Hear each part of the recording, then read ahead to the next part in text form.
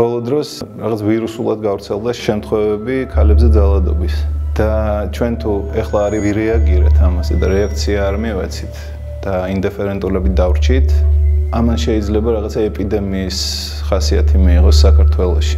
იმიტომ რომ რაც მე მესმის მაგალითად ტელევიზორიდან რაღაც ფრაზები იმის შესახებ, რომ რა ვიცით რა მიზეზი ქონდა ამ ძალადობას.